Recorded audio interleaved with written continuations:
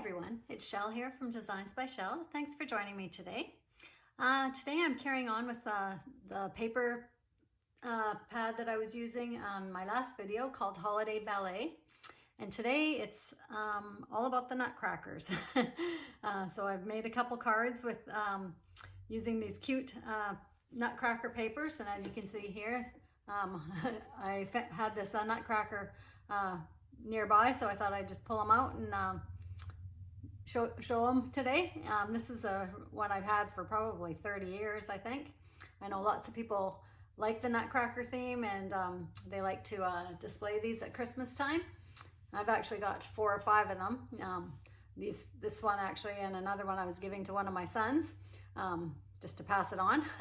And I have a few other ones that I like to put out. But anyways, I just thought I'd pull him out for this since he went with the cards. So I'll start with this one. This card here, I have used background paper and cut it out in the rectangle die. It's got kind of a night sky on there with had some little snowflakes on there, a little bit of snow falling down, and it was actually a bit of a stage on here, so I thought it worked perfect for the background of this card. And then I did some layering with a couple of rectangle dies in the smaller sizes, and the one in the front here has got the pattern with the Nutcrackers on it. And then I went ahead and cut out 2 of the Nutcrackers again, and then layered them on the 3D dots. I just used these little, I guess they're squares, 3D squares. So I used those on the back to pop them up. So that looked really cute. And then I had stamped out some snowflakes and I embossed those. And I actually embossed right on this background as well. You can see here this silver one there, and then these are the other 2 that I embossed. Those ones I just cut out with my fancy scissors. And I thought instead of stamping sentiments on here, I would just use some of the sentiments that came in the paper pad.